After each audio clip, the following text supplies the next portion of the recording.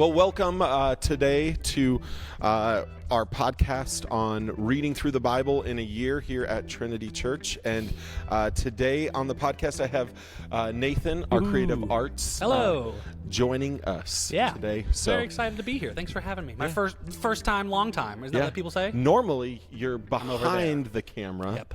Today, Mike's learning. We put Pastor Mike back there. Back there learning. We said you're the top of the pyramid. Get behind the computer. So he's going to be shifting scenes and doing all sorts of fun things. If it breaks, it's not my fault this week. It's Mike's fault. So let's. Today we're in primarily Numbers. We end with Leviticus, but we're really going to focus on Numbers. Yep. But let's just start with, what is this podcast all about? Yeah. So this is our Bible in a Year podcast, where we're basically taking a program made by the Bible Project people, which I'm a big fan of, and they've given you an option to read through the whole Bible in a year, throughout the course of 1 year. And so we've joined that because we believe that the Bible is the inspired word of God, and we want to hear what it says. We're spending this year, Chris has done a great job explaining this, and I feel bad because I'm not going to explain it as well as he does, but we're spending the whole year in this theme of alive and active. We believe that the word of God is alive and active in our lives today, and so we're going to utilize this as an option to get deeper in there and have these conversations, and hopefully you guys join in with them on Facebook, YouTube, podcast, and all that stuff. So I've been having a great time listening. It's always fun because I miss days, but then when you chime into the podcast, you get caught up on anything you missed there, kind of, which is a huge win, I think. Yeah, because we're definitely trying to hit some of the summary and then pull out like little pieces of like, hey, maybe you read this, but you didn't understand it, or some things you may have not noticed. You maybe never read this before, but I'd like to tell you about it. Like some stuff today, I was like, man, I forgot about this, and it's weird, right? So I think that's great. And the theme overall of this reading through the year is everything points to Jesus. Like quite literally from the very Old Testament, which is what we're in, to the very beginning, all the way through, everything is pointing us to Jesus. So that's kind of what you'll see us weave in throughout as well, even in the midst of the laws and all these things. And the Bible Project people say that well, where this is one story that points directly to Him. And we think about it sometimes because it is one book, but it's 66 books. It's two versions of them. This one's a little different than that one, and it's like, no, this is one unified story, and you can prove that. We can tell you that, and I love that. And just to note, you made it through Leviticus, so great job. And honestly, Numbers has some difficulty, but there's at least narrative more in it. So we're going to dive into some of that narrative today.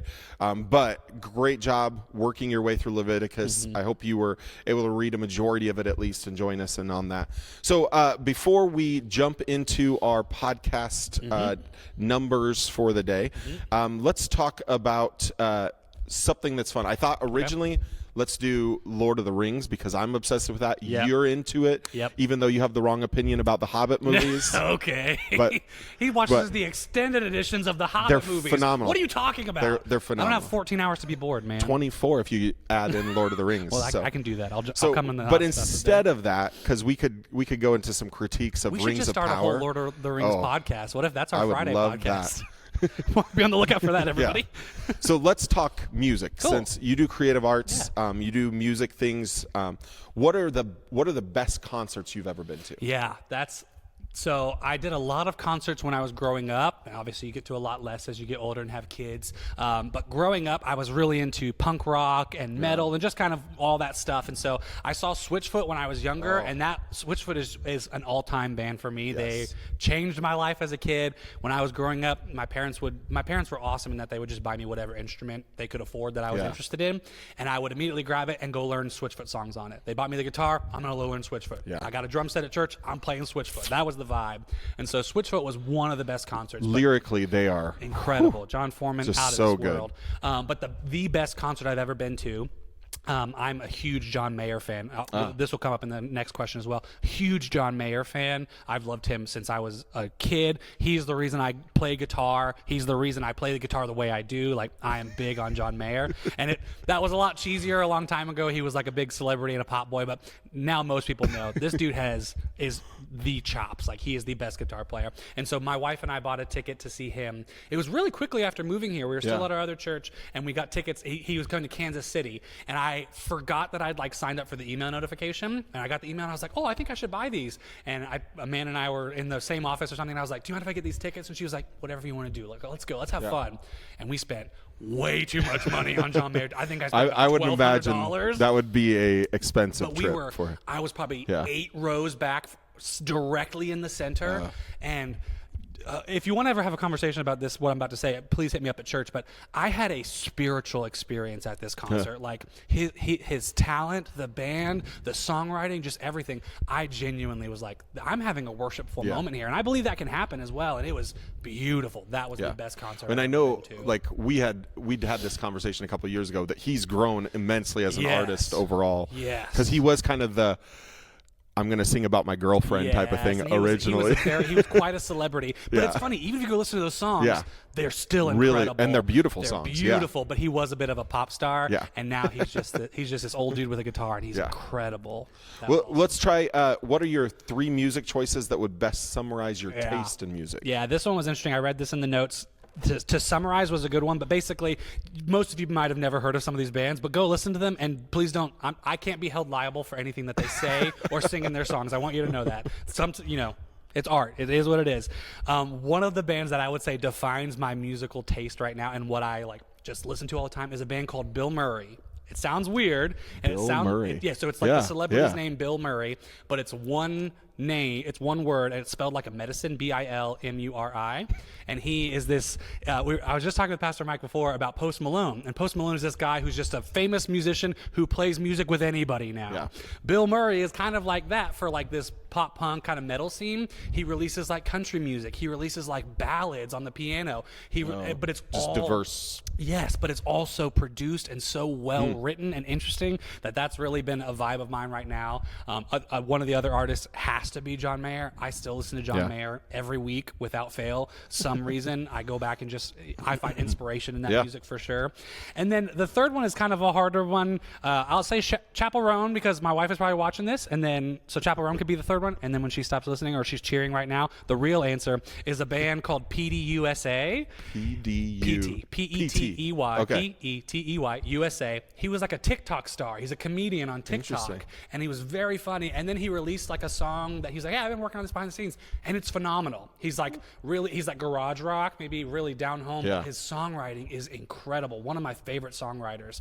And so I've been listening to him heavily for the past year or so. And so those are probably where my vibes are right now. There's another guy I have to shout out called Abongjayar. You're never ever going to see this or find it. Or spell it. Abongjayar. If you say that in there, he was like a South African or an African artist, and he releases these really intricate electrical stuff, and that's what I'm into right now. But I can't make it, so that's not my style. But Abongjayar, check him out. Mine are a lot simpler. Need to Breathe, Switchfoot. I've also been listening to a lot of Bob Seger, though. That's good, right? Everybody loves Bob Seger. I've been on a Bob Seger. I get into Johnny Cash kicks ever so often, where I'm just like, I just want to sit and listen to Johnny Cash. I just want to be depressed and have a man with a deep voice tell me what's wrong. He's got such a beautiful voice. Good voice. Yeah. I see you had the giveaways from the last couple weeks as well. So last week we forgot to announce this. So George Matson, thanks for commenting and participating regularly in these. But you won our cafe drink for last week, so feel free to come by and get a free drink. And then this last week's winner was Terry Clyde. So we have 2 winners from the last 2 weeks. So get yourselves a Trinity Cafe free drink. They have Red Bull there. They so do that's have what Red I Bull. recommend. That's what his thing is. That's my thing. Just put Red Bull in the drink and it'll be good. If you want something that's not coffee, Red Bull. That works. Or just ask for Winter Mat or Summer Mat. Is that your those personal are mine. drink? Yeah, oh, those are my nice. personal drinks, and they're labeled in there. They're basically like a milkshake with caramel. It's just a milkshake. Mine is just a can of Red Bull. Can I have a Nathan? Yeah, it's just a can of Red Bull. It's very good. I like a milkshake though. Yeah. Okay, well let's dive into this week. So today we finished up Leviticus this week, and then we've entered into Numbers, and we go up to Numbers 18 as of Monday.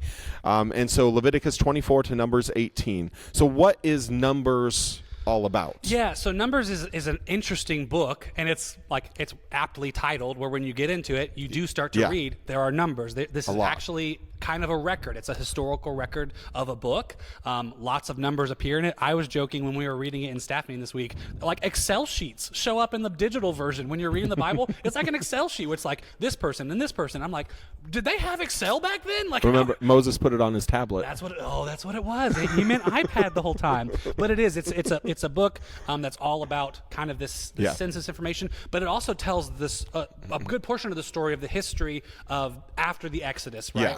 While these people are in waiting in the wilderness, right? I think that's kind of another name for it. Is in the wilderness, and, which is a great description, and Numbers is a great description. So you have a lot of numbers. You're taking a census. You're talking about the number of people, but you're also talking about they've left Egypt. And now this is this journey of the people to the promised land, which should have taken 2 weeks. Yep. But and they make that very clear several times where they're like, why are we still out here? Yeah. And but it takes way long, 40 years. It's years. And we get into the detail of why today, because they do some things to reject God and not obey God. But it is quite literally a conversation about the people of God's people in the wilderness during that time. Yeah. And so let's go into some of the highlights. So we begin with a big census. We start the book of Numbers, and it's really detailed on how to organize. And it's interesting because it's talking like banners. Yes. And so I think one thing that's helpful is just define, it uses the word tribes. What is a tribe? Yep. So the tribes there are these groups of people that the way they followed it were the sons, right? The 12 sons. They used their Jacob. Of so Jacob. We're going farther jump back, back into Genesis. We have the 12 sons of Jacob, which was like the most well-known was Joseph and the Technicolor Dreamcoat. So Technicolor in the Bible, but Joseph. And so those guys, this is their history still being played out, and so they take those tribes of Judah. And so I know. Sometimes I've always read, and maybe you can give me some clarity, Matt. Sometimes I've read that they literally were the people in that direct line, but also back then it would be hard to know that one for one every time. So it really was because there was likely also intermarriage between the tribes, and so it was really an organizational system as well, right? And so they would organize, and this is literally how they would organize the camp too. You would and God says in the detail, this camp will be on the south side. This one will be on Judah's in charge, so put him over here. Levites, you guys are important, so you get closer. And imagine being some of the lamer tribes. It sounds mean, but you're like, you are literally there's some smaller tribes, and it does feel at times like they are put on the outside a little bit in some ways. And I saw you said that in the notes, that they're united. These tribes are being united, but they're also literally in this moment being divided into these families, into, like you said, banners and sections. Which comes up, and I think this is important to note. Like this tribal feature is consistent of what tribe are you from, what group are you from, what son of Jacob do you align with, and then that comes into play also when we get to kings, because Saul is the first king, but then we also have this split that happens between northern Israel and Judah, and that is all around tribal issues and who should be king, which tribe should rule. And so it goes back to this division from centuries ahead.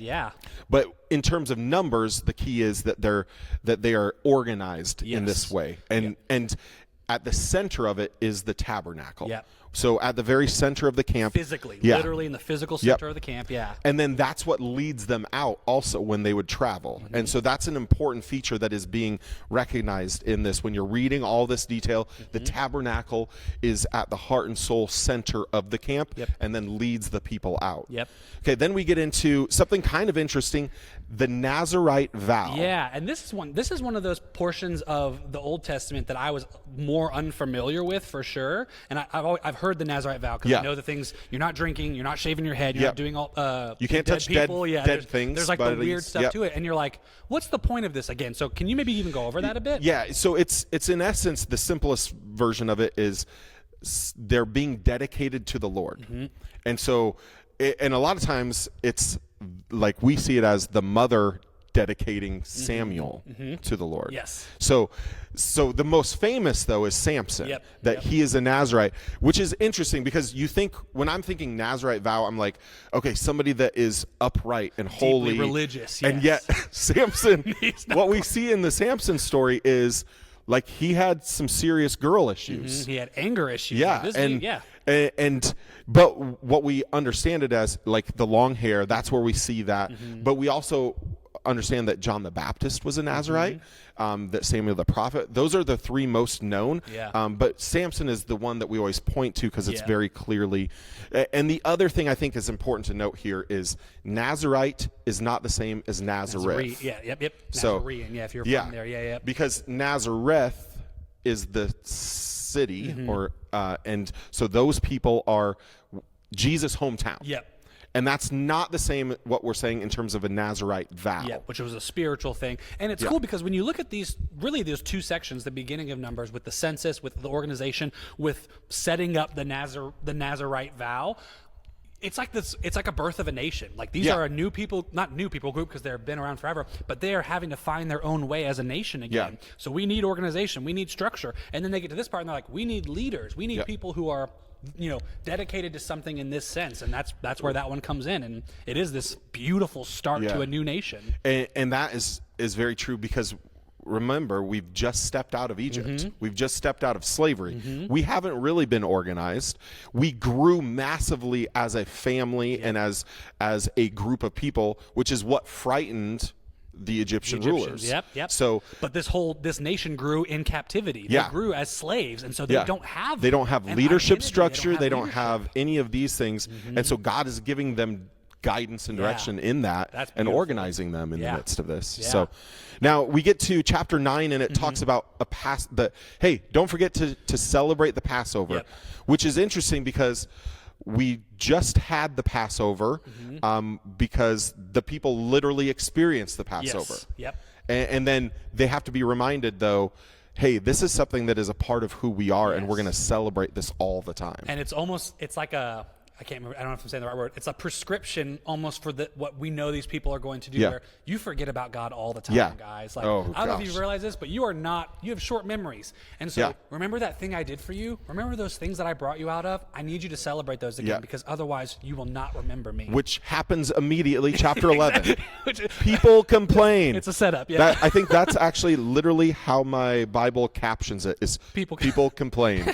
Soon they began to complain about the hardships. Okay. Which this last Sunday, Pastor Mike talked about this very thing, that we have to be reminded constantly of God's goodness, compassion, and mercy, because we so quickly forget.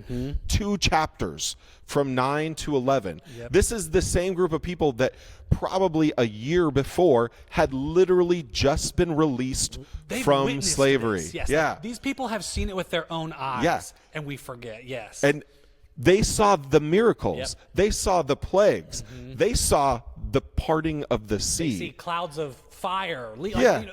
And yet, like, oh, what is all that? God, you've taken us out here to die. Exactly. Like, it's so tough out here. There's no way you can handle this, right? What are we doing here? It is. So if you missed Sunday's sermon, go back and watch Pastor Mike referencing that whole conversation that's happening around that God is compassionate, but we fail to see it and remember. And the worst part with these guys is not only that they forget the goodness, they start to romanticize the bad parts. They're like, man, actually Egypt wasn't so bad, right? Being a slave wasn't so bad, right? Some good times. And you're like, I hope someone was around and be like, what did you just say? Like, no, it was not good. They talk about the food and things like that, and you're like, what are you guys doing? Do you forget the slave part?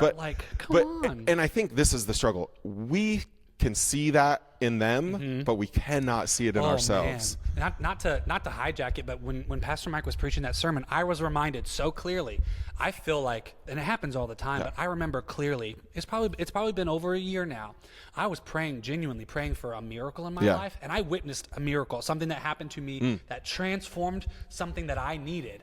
And it has been that way ever since. And then 2 chapters later, I'm still filled with doubt. But man, a year ago I was praying for something, and I witnessed a miracle happen from God that took that away from me. And now I'm having to be reminded from Pastor Mike on a sermon again, which is awesome. Thank you, Pastor Mike. He's back there. But it's like, am I even worse than this? This is the human condition, though. Is we have to be reminded of God's mercy and grace towards us because we fall prey so easily to seeing the negative, to seeing Feeling that a doubt. moment that we're in and we can't see past it. Yes, So spot on. it is so hard. So remember the difficulty of Egypt. Yes. And the blessings that God has given. That's kind of one of the things that we see in chapter 11. Absolutely. And then we get to Miriam and Aaron. This is where it starts to get sad. Yeah, because these are family members. The brother, sister, Miriam took care of Moses in many ways. Yes, like these people have, and they've been with him ever since. If you see the Prince of Egypt or that story, like these are big central figures, and now they start to fail too. Yeah. And they call out Moses. Yes, not only failing, they're against Moses at a point. And he like imagine being that guy, the leader of a nation, a new nation, with your family starting to chime in as well. You're like, it is a little weird because we don't get a lot of detail. They somehow, for some reason, oppose Moses' marriage to a Cushite woman, is what it says. Yes. But here's the struggle. Cushite and Midianite could be the same. Yep. And he was married to Zipporah the Midianite. And so we don't know, are they opposing this original marriage to Zipporah, who's actually when he was out in the wilderness before he goes and rescues the people who he married, and that's where he has his encounter with God with the burning bush. So is this the same person, or are they talking about a second marriage? We don't know. There's not enough detail. But it also brings up this possibility that this is a person from a different ethnic group. And there's this possibility that Miriam and Aaron actually are expressing prejudice in the midst of this. Where it is literally, we don't like this person because of who they are. So it's not fully understood as that, but there is some things that would align us to believe that that's a possibility. And that could be understood. And it's interesting because when you think about the story with Zipporah and Jethro and all that thing, and that was an important part of his life, and now they're in this stage where if that's the case, you're like, why are we talking about this anymore? Like you're talking about that, and even if it is a second wife, that starts to ask strange questions in the Bible as well that we always have to deal with about marriage. It is a little bit odd that we don't really see the Midianite family of his, like, they don't really come back up much more. Yeah. So are they just there and a part of this all happening? Did they go with Moses? Like, there's not a lot of clarity around that. So, but it's such an interesting time where even Moses, as the leader of these people who has seen these miracles, is witnessing people falling away, even his closest family.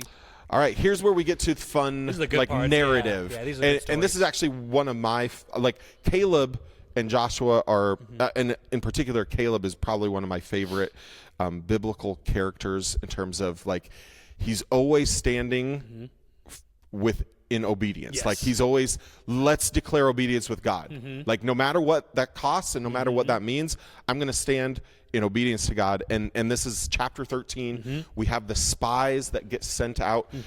So they are on the doorstep of the promised land. The 2-week walk is done. Is this Mount Sinai? Where's Mount Sinai in here again? I apologize. Because that's like the interim period, and then they're working into their next area, right? So this would be like Israel, modern day. I'm trying to think. Do we know where they actually entered? I'm trying to recall. I think they came from the south, right? But I don't know that we know exactly the exact location. So we have them on the doorstep, though. These guys are ready to enter the land that they're supposed to. The promised land. We're supposed to be here 2 weeks. So 2 weeks, instead, we're going to end up with 40 years because of what happens next. So the 12 spies go out. 2 of those spies, Joshua and Caleb. And what do they see? They walk out there and they decide, the spies walk out together and they see giants, they see big cities, they see things that they are like, we cannot, like, there are already people here, we're not supposed to be here. At least 10 of them kind of think that vibe, right? But they see giants, they see cities, they see, and they declare, they come back and they say fortified cities. Like they're scared. They're like, how do we take this city? How do we defeat slaves them? A while ago, and now you want us to take that? It'd be like you leave your campsite, you go to downtown Omaha, and you're like, we're supposed to be in charge of that. Not quite, though. And then they also report it is a land flowing with milk and honey. So it is beautiful, like you promised. And it also, like, they bring back what is referred to as a clump of fruit. And they're like, this is amazing. It's the best fruit we've ever eaten. It's huge. But in the same sense, they're saying, but the fortified cities, and we are like grasshoppers. This is where they do this part. We talked about this in staff meeting. Yeah. We look like grasshoppers, and then when they say and they think we look like grasshoppers. They think we look, which is such a, like, here's the thing. Okay. When they say that, they say, we look like grasshoppers, like we're fearful. These are giants. These are descendants of Anak, the Nephilim. The Nephilim, And yet, what we have is then they say, and they said we are also tiny. Yeah, they think we're small too. Like they don't think we should come in. You're like, did you have this conversation? Did you sit down and share this? Hey, giant, am I pretty short? Yeah. Yeah. Like, what do you guys you're think definitely. And we talked about this in our staff meeting. This is almost. It is this fear from these people. It is this. Yeah. They're making excuses almost. Like, you can read the truth of that. This area was beautiful, and they maybe there were very large people in scary cities, but like these people are almost saying like we shouldn't go. Like we'll say anything to let you know we should not go there. Yeah. Like they know they can kill us too. They were writing their own fear script out. Like literally, the 10 come back and they're like, "Hey, how do we get the entire crowd to join us in fear?" Yes. And so they start to plant those seeds. We need to shut this down before we. Where Joshua and Caleb are like, God said, take this, let's go. Yep. What are we doing? Why are we even talking about it? God said go, we go. Yep. And they're focused on God's promise and also on the bounty that is seen here. And so what happens, though, is they've created such a stir among the people, and then that we start to dive back into people complaining mode and in fear, you've brought us out here to be killed again. Yep. Like, not only are we leaving the desert, you want us to go fight those guys? Like they're going to kill us. Yeah. You want and they literally are saying in the next chapter, you want our children to be destroyed. Yep. By this was your goal, right? Yeah. And the picture of the grasshopper is that these giants would just squish us. Yes, they're trying to convey that. We're like grasshoppers. They would literally step on us and we'd be squashed. Not even think about it. Yeah. And the people can essentially riot. They still turn against these guys, and they're like they want Moses out of a job, right? Yeah. Like they're like this isn't working at all anymore. Yeah. And they try to kill Joshua and Caleb. Like these two people that the only two people who think we can go. Yeah. We got to get rid of them too. It's a messy story. Yeah. And now we don't have our expert with us. That's right. We were going to bring in Chris Randall, local Bigfoot expert, legend. I heard he's a Bigfoot legend. Chris Randall. Chris Randall. Might have heard of him. He has certification. He does on his wall. So, and we were gonna have the conversation. So maybe we'll do an offshoot podcast with Chris talking about the giants. And is there any connection to Bigfoot? Yeah. Because there is some oddity things that you see. The truth is out there. Yeah. You know what they say? That's aliens, I guess. I think also that Bigfoot. is. The truth is out there. So we'll get the Bigfoot expert on for the Nephilim next time. So we have this all happen. They try to replace Moses, and then it goes into chapter 15. Yeah, tassels on garments. It starts to get into some of the weird specificity that this can be the hard part to read as well. So great job making it through Leviticus. Great job getting here. Yeah. This is how the Bible goes sometimes, where you get to these things and you're like, why am I reading about what tassels they can and can't and how long and blah, blah, blah. The length of your tassels is what chapter 15. But let me turn to Matthew 23:5. Yeah, because there is a New Testament connecting point where Jesus actually chastises the length of tassels. Yes. It's one of these things where it seems silly, and even it's almost, I wonder if Jesus in that moment is saying, this is silly. Like, do you see how silly this is? Look at your tassels. Like, again, what are we doing here almost? So he ends up chastising the Pharisees, 23 verse 5. And this is what he says here. Let me find it. So they tie up heavy burdens hard to bear and lay them on people's shoulders, but they themselves are not willing to move them with their finger. They do all their deeds not to be seen by others, for they make their phylacteries broad and their fringes, which is the tassels part, long. And they love the place of honor at feasts and the best seats in the synagogues and greetings in the marketplaces and being called rabbi by others.